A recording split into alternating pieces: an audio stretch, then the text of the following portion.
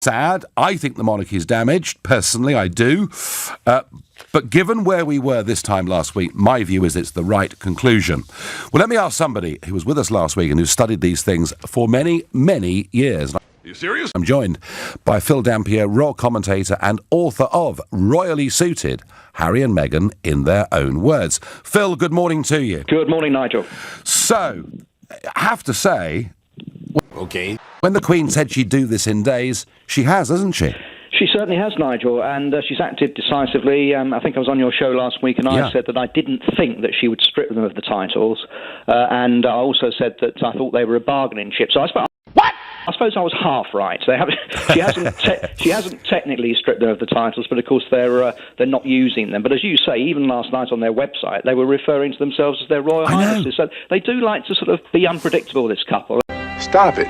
And you don't really know where you are with them. But interestingly, one commentator, Alistair Bruce, who does know a lot about these things, was saying last night that he thought that almost the titles were in cold storage, in abeyance, and they could literally be defrosted at a moment's notice sometime in the future. Are you serious? And reused. So yes. I don't know what circumstances he foresaw that might happen. I suppose possibly if Harry, if God forbid they split up and Harry wants to come back and carry on with his royal duties, I suppose that's one possibility. But it is a very strange up-in-the-air situation. Fact. But basically, you're talking about winners and losers. I agree with you. I think that Meghan is a big winner in this. She's got pretty much what she wants. I don't think she's bothered about HRH in front of her name as long as she can call herself the Duchess of Sussex and make money and do the deals and support the charities and causes she wants to. I think Harry at the moment is partly a winner but could be a big loser in the long run. As you say, he's given up a lot. He's given up to some extent. Are you serious? His friends, his family, his attachments, everything with the military. I mean, something like, as you say, the Captain General of the Marines, which he was handed by Prince Philip. That's not a light thing. That's something that he would have been very, very proud of.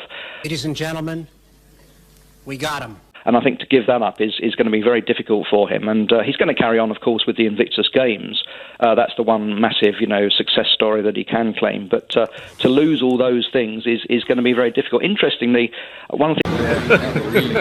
Hey, y'all, come look at this. You haven't mentioned so far is that this is going to be reviewed in 12 months. Yeah. So if it's not working, or if the Queen feels that they're becoming too commercial, or if it's just not working out for them, this can change. So this is how we move forward. We still don't know about. Okay, I'm listening. You have my attention. About the costs of security, but there's still quite a lot of unanswered questions. Reviewed in a year's time. But you know what, Phil? Somehow I don't see Meghan moving back. Do you? I don't see her moving back. I mean, they're saying that they're going to keep Frogmore Cottage. They're going to pay back the cost on that, but they are going to keep it as their home.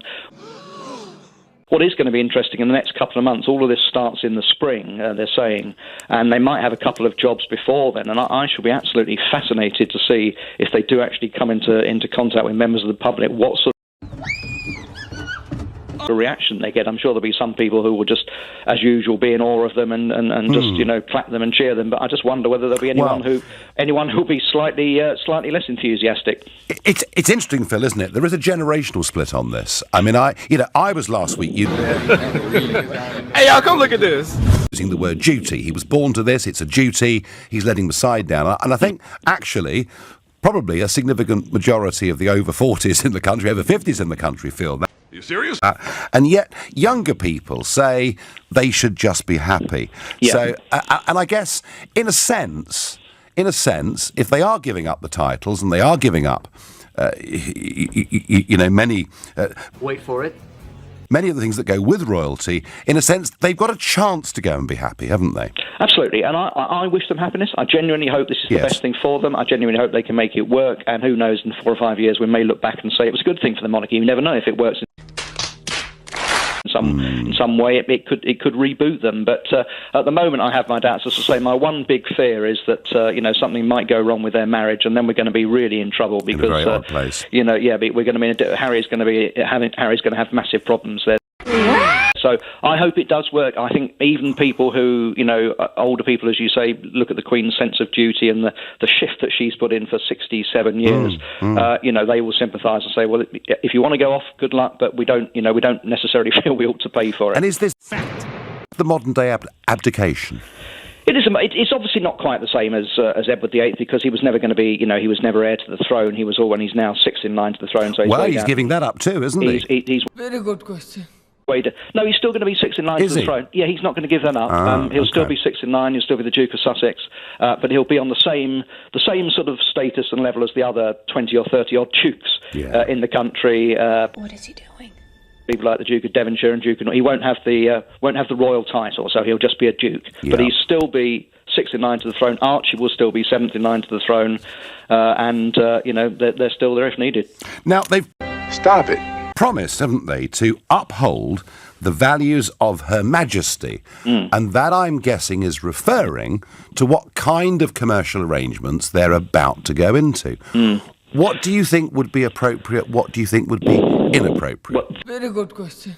This is the big question in my mind. Is it going to be? Are they going to have some tacky sponsorships, or are they going to do some charity deal? And while Meghan flashes a Rolex watch or something, and then 2 days later there's an advert for it. So this is going to.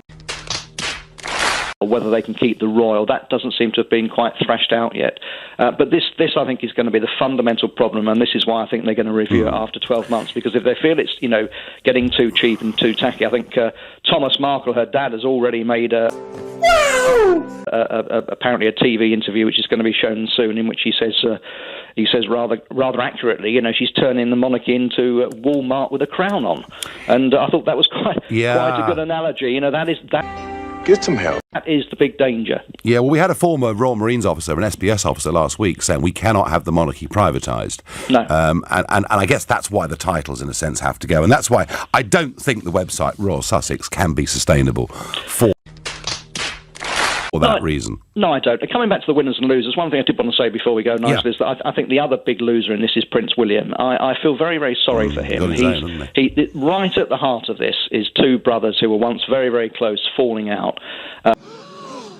That was probably the start of the problems. And now, of course, not only has he lost, a brother to some extent. I mean, I hope they make it up and I hope they're still in contact. But, to all intents and purposes, his brother's going to be living abroad, so he's not going to see much of him. Okay, I'm listening. You have my attention. He hasn't got that support. But now there's a hell of a burden on William and Kate because, the Queen is nearly 94. Prince Philip's retired at 98. Yep.